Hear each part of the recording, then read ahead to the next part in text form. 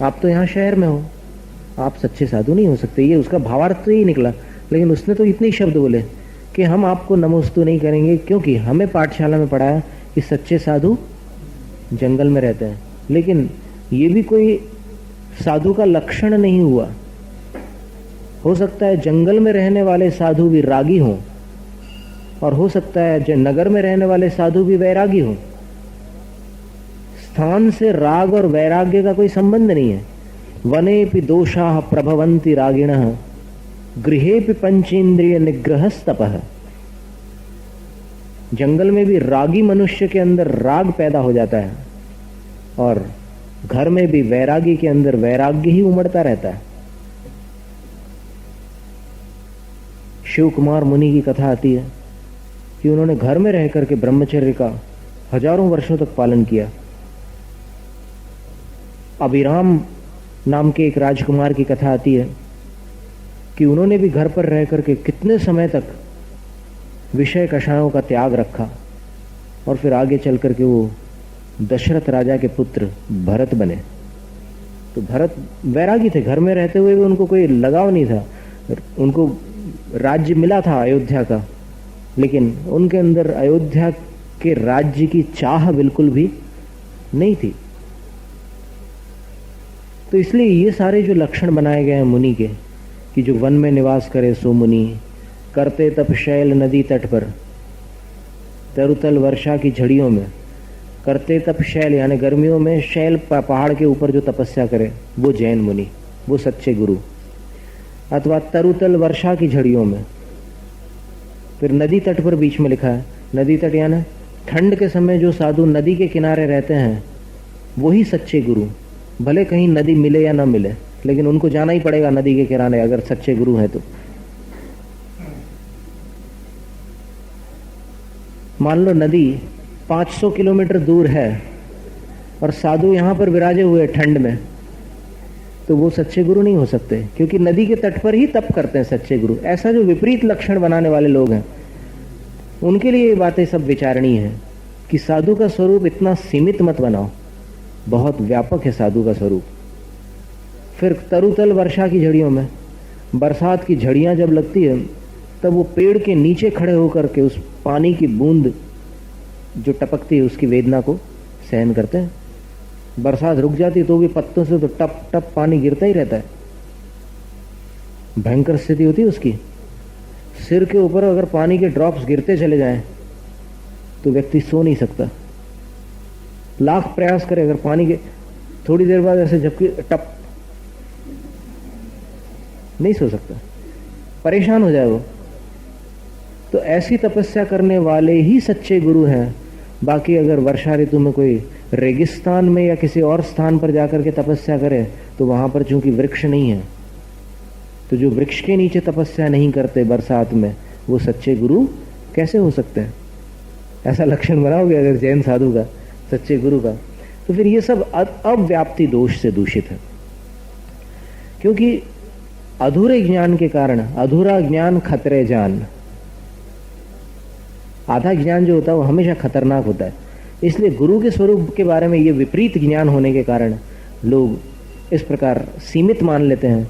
और फिर जिनेंद्र वर्णी जी ने कहा कि अगर गुरु का ऐसा स्वरूप बनाओगे तो किसी के माथे पर नहीं लिखा कि भावलिंगी है।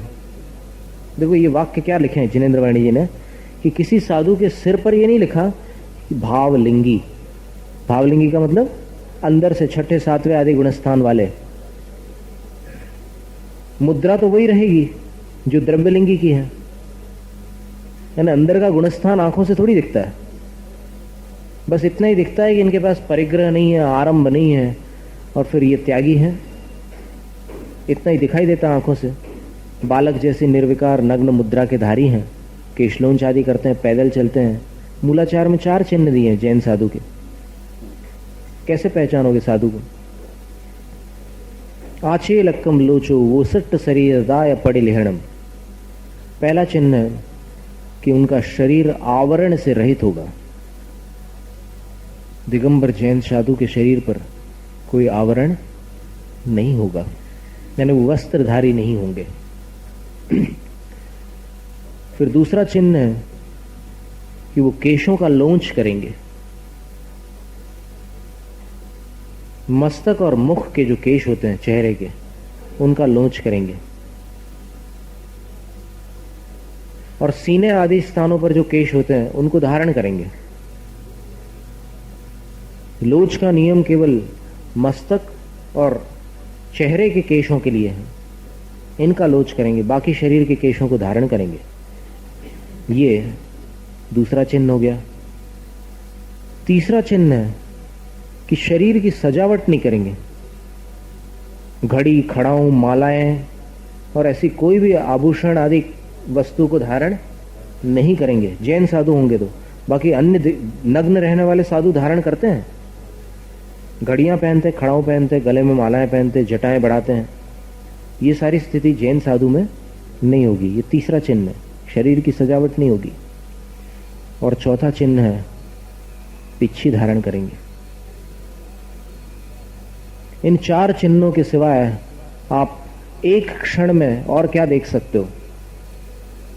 यदि ये चार चिन्ह आपको दिखाई देते हैं तो इन चिन्हों को जिनेंद्र प्रतिपादित साधु की मुद्रा मान करके प्रथम दर्शन पर तो नमस्कार करना ही चाहिए। फिर बाद में अगर आपको मालूम पड़े कि ये मार्ग से हट चुके हैं तो फिर आप उनका स्थितिकरण करने का प्रयास करें अगर क्षमता हो तो। क्योंकि जैन धर्म नमोस्तु तक के सीमित नहीं है।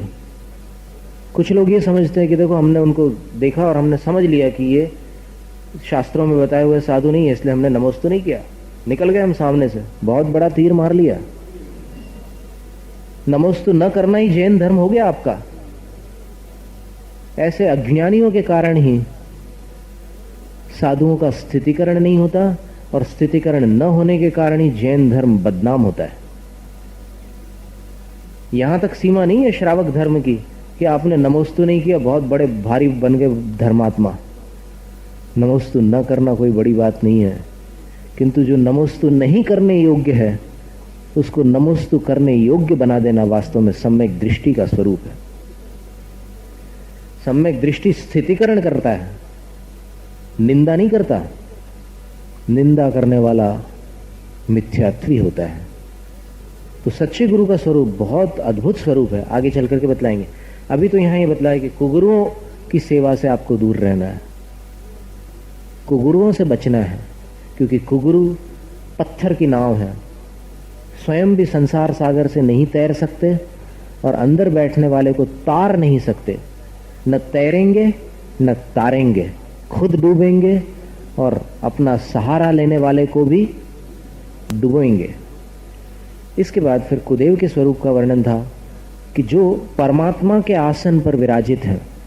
ध्यान से सुनो, कुदेव कौन है? जो परमात्मा के स्थान पर विराजमान है लेकिन राग द्वेष से मलिन है। रागादिक दोष जिनके अंदर विद्यमान है, 18 दोष होते हैं जो सच्चे भगवान में नहीं पाए जाते, और जिनके अंदर परमात्मा के स्थान पर विराजमान होने पर भी ये 18 दोष विद्यमान है। अब उन दोषों में एक दोष है पसीना आना। अब वो जो दृष्टांत आपने सुना था कि असुर भागा और आगे बेबी भागे, वरदान देने वाले, भागते भागते पसीने से लथपथ हो गए। तो ये पसीना आना परमात्मा का स्वरूप नहीं है, लेकिन उनका स्थान परमात्मा का स्थान है, इसलिए वो सच्चे देव की श्रेणी में नहीं आते। लोक में तो उनको परमात्मा ही माना गया ना, तो वो सच्चे देव की श्रेणी में नहीं गिने जाएंगे। और निद्रा, नींद लेना भी परमात्मा का स्वरूप नहीं होता, क्योंकि साधु भी निद्रा को जीत लेते हैं। जो भगवान के आराधक हैं वो जब निद्रा को जीत लेते हैं तो फिर स्वयं भगवान निद्रा मग्न कैसे हो सकते? निद्रा का उदय कौन से गुण स्थान तक होता है? 12वें गुण स्थान तक। और तीव्र निद्रा 6ठे गुण स्थान तक की ही होती है, जिससे निद्रा नाम का प्रमाद उत्पन्न होता है। उदय मात्र से प्रमाद नहीं होता, लेकिन छठे गुण स्थान में निद्रा, निद्रा निद्रा, प्रचला, प्रचला प्रचला और स्त्यान गृद्धि, ये 5 निद्राएं उदय में रहती है। और ऊपर के गुण स्थानों में केवल निद्रा और प्रचला, ये 2 निद्राएं रहती है। बाकी 3 महानिद्राओं का उदय ऊपर के गुण स्थानों में नहीं होता। और परमात्मा का गुण स्थान कौन सा है? कम से कम 13वां। 13वें गुण स्थान के नीचे परमात्मा नहीं होते, अंतरात्मा होते। तो फिर भगवान सो कैसे सकते हैं कि जिनको जगाना पड़े? भक्त मंदिर में पुकार करे, जागो हे। सुना है ना आपने? तो भक्त पुकार करे कि हे भगवान जागो। भक्त पुकार कर रहा है, मुझ पर दया करो, कृपा करो, ये भगवान का स्वरूप नहीं है। तो ऐसे स्वरूप वाले जो देव हैं, जिनके अंदर परमात्मा के गुण तो नहीं है, किंतु जो परमात्मा के आसन पर विराजमान है, उनको यहां पर कुत्सित देव कहा, कुदेव। उनको अपशब्द कहकर के उनको अपमानित करने की भावना नहीं है, किंतु उनके अंदर वो स्वरूप नहीं है जो सच्चे भगवान का होना चाहिए, इसलिए उसको ये कहा कुदेव। कु शब्द कहीं भी लगा दो तो उससे उसका विपरीत स्वरूप सामने आता है। कुमति, यानी जो मति सही नहीं है उसको क्या कहते हैं? कुमति। तो फिर जो परमात्मा सही परमात्मा नहीं है उनको क्या कहा? कुदेव।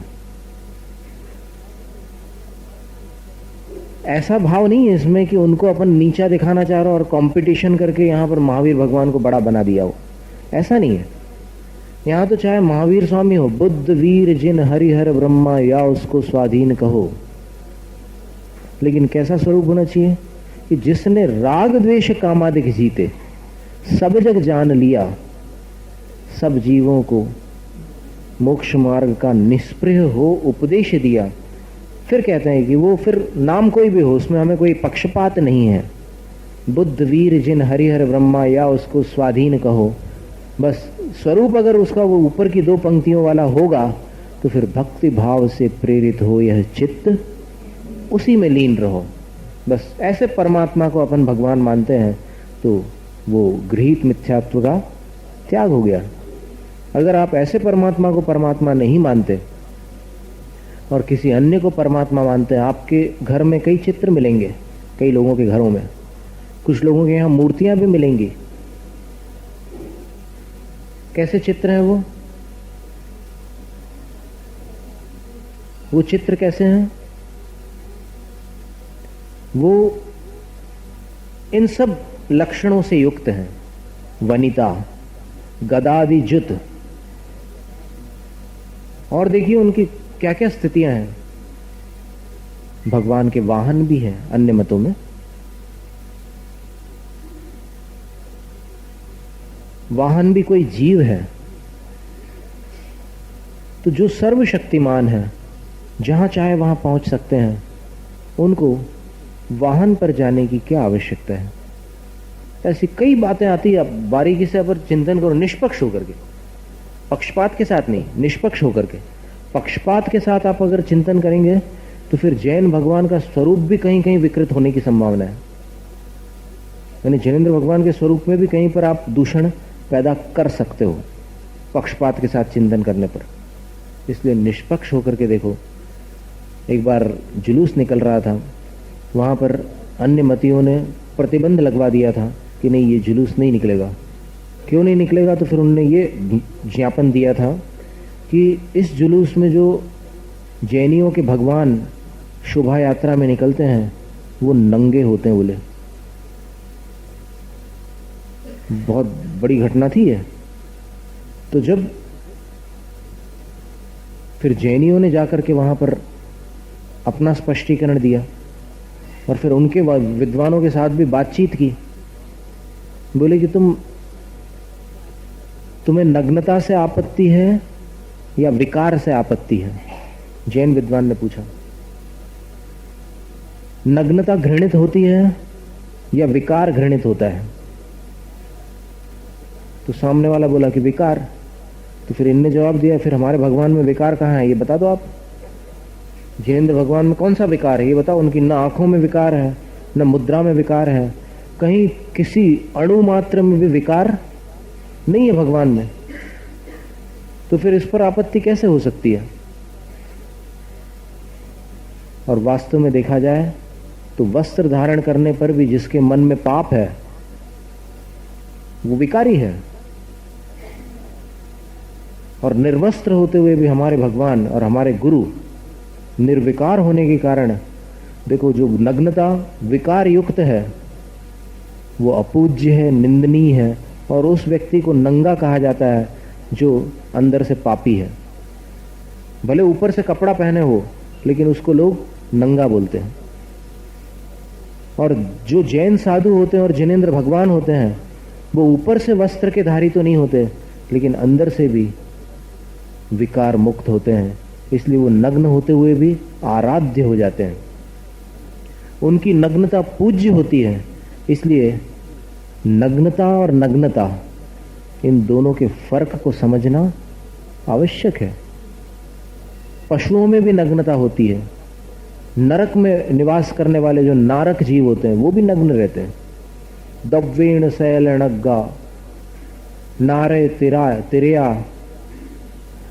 आचार्य कुनकुन स्वामी ने अष्टपाउड़ में एक गाथा लिखी कि नरक में रहने वाले, तिर्यंच गति में रहने वाले, ये सब द्रव्य से, ऊपर से, शरीर से तो नग्न है, लेकिन फिर भी भाव संवणत्तणम न पत्ता, भाव से मुनिपने को प्राप्त नहीं है। क्योंकि मुनि होने के लिए द्रव्य की नग्नता के साथ अंदर की भी कोई बहुत अद्भुत निर्विकारता अपेक्षित है। तो इन सब बातों के कारण फिर अंत में वो जुलूस निकला। लेकिन जुलूस निकलने पर भी जिनको मत द्वेष होता है, जैन मत के प्रति जिनको दुश्मनी जैसा भाव होता है, उन्होंने फिर वहां पर ऐसा निर्णय किया कि अपन जब जुलूस निकलेगा तो खिड़कियां और दरवाजे बंद कर देंगे, माने अपन इस रूप से जुलूस का बहिष्कार करेंगे। ठीक है, सरकारी तौर पर तो जुलूस निकल रहा है, वहां से तो कोई प्रतिबंध नहीं लगा है, इनके साथ पुलिस भी है और सारी व्यवस्था है, इसलिए अपन वैसे तो कुछ नहीं कर सकते, लेकिन अपन खिड़कियां और दरवाजे बंद कर लेंगे। तो फिर जब नगर के मुख्य चौराहे पर जुलूस पहुंचा, उस समय पंडित देवकी नंदन जी भी साथ में थे, दरभंगा नरेश भी साथ में थे, और बड़ी भव्य शोभा यात्रा निकल रही थी, और अच्छे गायक भोजक लोग भी वहां पर साथ में संगीत दे रहे थे। लेकिन जब वो जुलूस चौराहे पर पहुंचा तो वहां पर सारी खिड़कियां और दरवाजे बंद मिले। तो भावनाओं को पीड़ा तो होती है कि देखो पंचम काल कैसा कलयुग आ गया कि जिन जिनेंद्र भगवान के चरणों में इंद्र आदि देव भी नतमस्तक होकर पंच कल्याणकों का उत्सव मनाते थे, वहां पर इस श्री जी की शोभा यात्रा के उत्सव में कुछ लोग इसका बहिष्कार कर रहे हैं, इस रूप में बहिष्कार कर रहे हैं। अब इस पर तो कोई कानून नहीं लगा कि तुम्हें खिड़कियां और दरवाजे खोलने ही पड़ेंगे, लेकिन इस बहिष्कार से मन को पीड़ा हुई। पर उस समय एक छोटा इंसान जिसको गवैया बोलते हैं, भोजक बोलते हैं, उसने आगे आकर के जैन धर्म की प्रभावना की। कैसी प्रभावना की कि वो जन्मजात जैन नहीं होते भोजक लोग, लेकिन भोपाल के पास एक दोराहा नाम का गांव है, वहां पर निवास करने वाले वे भोजक हमेशा जैन भजन पूजन आदि ही करते हैं, और फिर वो उसके लिए कुछ न्योछावर और दान राशि भी ग्रहण करते हैं।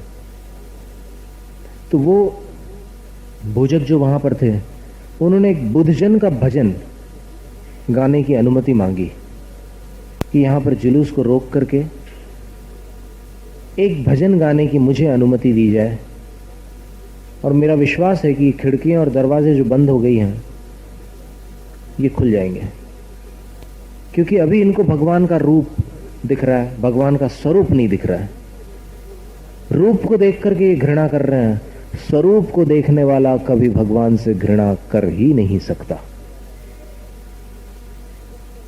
अब उस भोजक के अंदर ये विवेक था, उसने बहुत प्रार्थना कर करके, आग्रह कर करके फिर अंत में पंचों को तैयार किया, और फिर और भी जो बड़े बड़े लोग थे, दरभंगा नरेश भी थे, तो फिर उनको भी निवेदन करके वहाँ पर कहा कि अभी 5 मिनट की एक भजन गाना चाहता है, फिर यहाँ पर जुलूस को रोका जाएगा, अपन सब सुनेंगे।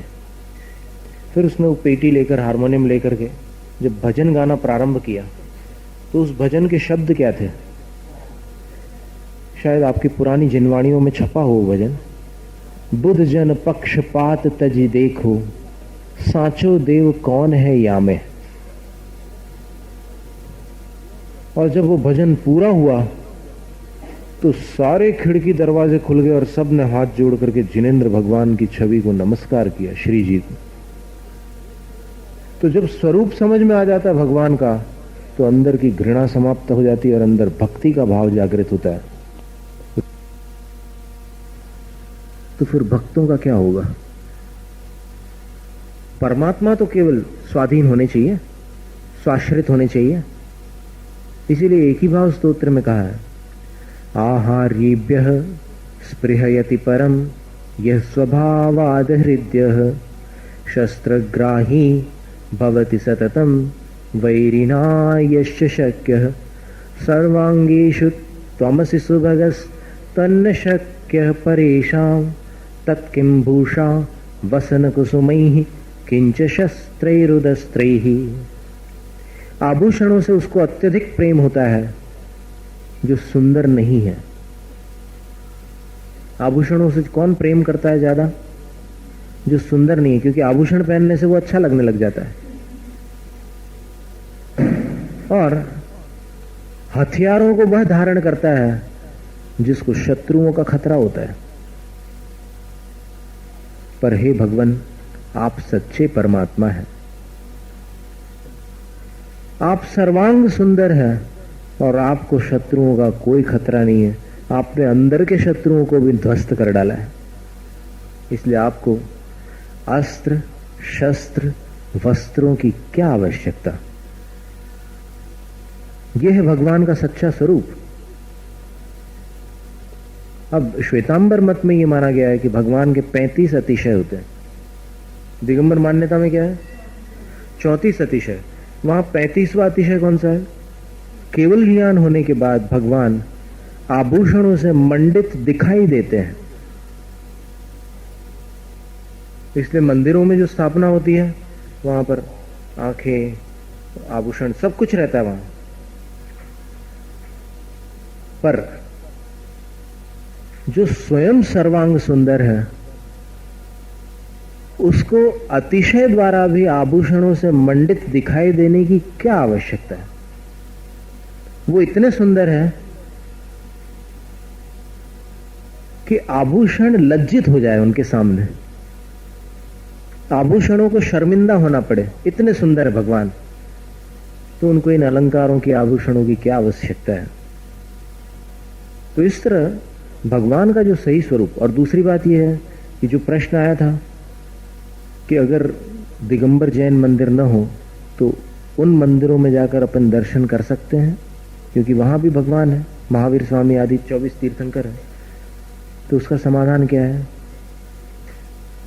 कि वहां रूप भी भिन्न है और स्वरूप भी भिन्न है। स्वरूप में क्या भिन्नता है कि वहां पर भगवान की जो स्थापना है कौलाहारी के रूप में की गई है, यानी केवल ज्ञान के बाद भी वहां पर जिनेंद्र भगवान, केवली भगवान हाथ से आहार ग्रहण करते हैं, जबकि दिगंबर मान्यता में आहार ग्राही नहीं होते जिनेंद्र भगवान, कवलाहारी कदापि नहीं होते, क्योंकि बहुत से उसमें दोष उत्पन्न होते हैं। दोष कौन से उत्पन्न होते हैं कि एक तो उनका शरीर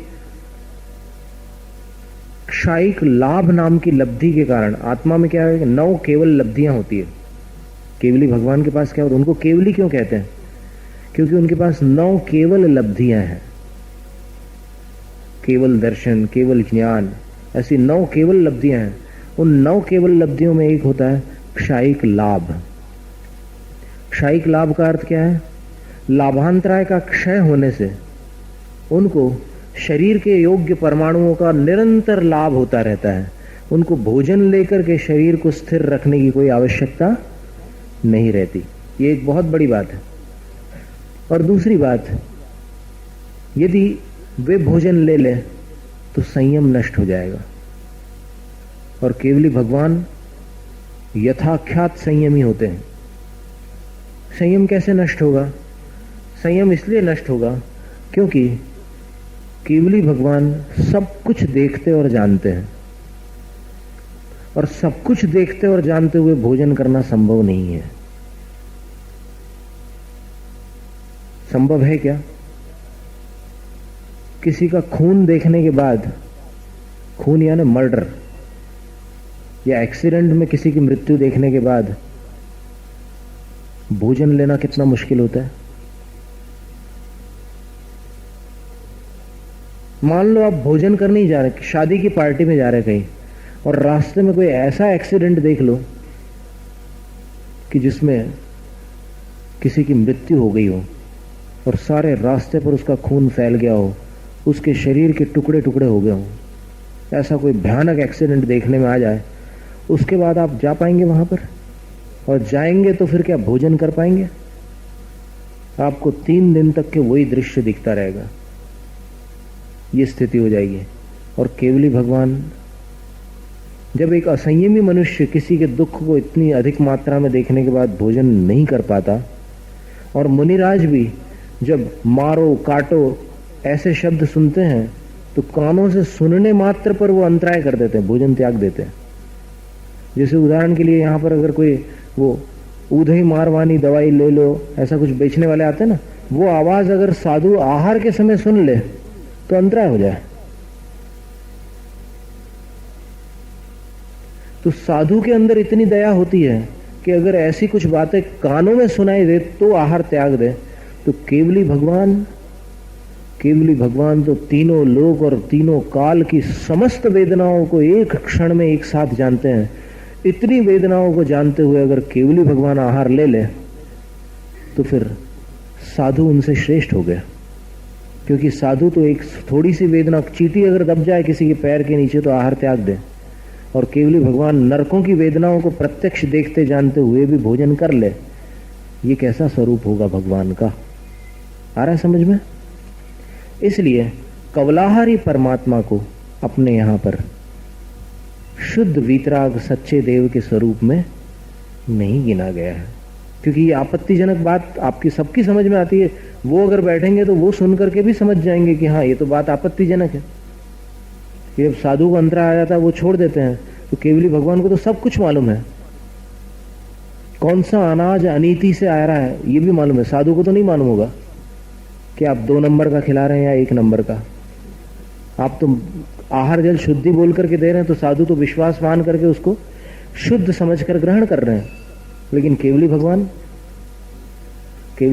तो एक एक बात जानते हैं कि यह आहार कैसे तैयार हुआ है और इसमें कितने दोष हैं, सब कुछ जानते हैं। साधुओं के लिए तो कहा है कि तुम्हें 46 दोषों को टालकर भोजन करना है, और 32 अंतराय अगर उपस्थित हो जाए तो भोजन का त्याग कर देना है। उस समय जो कौर आप चबा रहे हो उसको भी गले के नीचे नहीं घुटकना है। यहां तक के बताया है शास्त्रों में कि अगर आप जो शोध रहे हैं उसमें अंतराय आ गया तो जो मुंह में ग्रास चबा रहे हैं उसको आप गले के नीचे नहीं ले सकते। वो अंतराय आते ही साथ जितना आधा चबाया हुआ है तो उसको भी बाहर करना पड़ेगा। जब साधुओं के लिए इतने कठोर कानून कायदे हैं तो फिर भगवान किस प्रकार भोजन ग्रहण कर सकते हैं? इसलिए उस स्वरूप को अपन भगवत स्वरूप नहीं स्वीकार कर सकते। क्योंकि ये जो युक्ति संगत बातें हैं सारी, इसमें कोई पक्षपात वाली बात नहीं है। अपने को 18 दोषों से रहित स्वरूप कहीं भी मिल जाए, 18 दोषों से रहित स्वरूप होना चाहिए, तो उनके लिए बारंबार नमस्कार हो। जिसने राग द्वेष काम अधिक, वो चाहे बुद्ध वीर हरि हर ब्रह्मा कुछ भी रहो, लेकिन उनको नमस्कार हो। नमस्कार कब हो? जब ये स्वरूप हो तब। स्वरूप न हो और नमस्कार करो तो कितना दोष है। तो वो आपको याद है उस दिन जो श्लोक बताया था कि एक व्यसनी व्यक्ति 1,00,000 बार पाप करता है तो जितना उसको पाप लगता है उसको उससे 4 गुना पाप एक बार जिसके अंदर परमात्मा का स्वरूप नहीं है लेकिन परमात्मा के स्थान पर विराजमान हो गया उसको नमस्कार करने पर लगता है। अब सोच लो आप कहां कहां जा जा करके किनको किनको नमस्कार कर बैठते हैं। दोस्ती में भी कई बार नमस्कार कर लेते हैं कि भाई वो कैसा क्या सोचेगा मेरा मित्र, तो मित्रता के नाते उनके पास जाकर के आप नमस्कार कर रहे हैं जिसमें परमात्मा का स्वरूप नहीं है, उनको नमस्कार कर रहे हैं आप। कुछ लोग मायाचारी करते हैं, वहां जाकर के दिखाते हैं कि हम नमस्कार कर रहे हैं और अंदर से नमो हरिहंताणम नमो सिद्धाणम नमः। किसके सामने नमोकार मंत्र पढ़ रहे हो? आप समझ रहे हैं कि आप बच गए क्या उस पाप से? आप अंदर से नमोकार मंत्र पढ़ रहे हो और फिर माथा किसके सामने झुका रहे हो? तुम्हारे आपने नमोकार मंत्र को भी दूषित किया, और दूसरा क्या, आपने छल कपट किया वहां जाकर के, और फिर जिसके सामने नमस्कार नहीं करना था उसके सामने नमस्कार किया।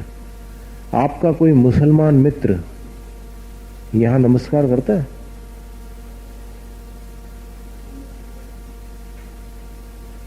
और फिर अगर किसी को बहुत आपत्ति हो कि भाई हम तो तुम्हारे यहां आकर के नमस्कार करते हो, तुम क्यों ऐसा भेदभाव करते हो भगवान में, तो उसका जवाब क्या है मालूम? उसका जवाब यह है कि ये अपनी अपनी आस्था की बात है। हमें जिस स्वरूप और रूप के प्रति आस्था है, हम उस रूप और स्वरूप को ही नमस्कार करते हैं, और जिसके प्रति आस्था नहीं, उसका अर्थ ये नहीं है कि हम उसका विरोध करते हैं या फिर हमारा उसके प्रति द्वेष हो, हमारे उसके प्रति घृणा हो, ऐसा कुछ भी नहीं है। हमें बस जिसके प्रति आस्था है उसको हम नमस्कार करते हैं। और फिर तुम भी ये तो बता दो, जैसे कोई अन्य मती आपसे पूछता है तो उसका आप ये प्रश्न कर सकते हैं कि तुम ही ये बताओ कि जितने तुम्हारे मान्यता में, तुम्हारे मत में जितने नामी भक्त हुए हैं, वो एक के आराधक थे या अनेक के?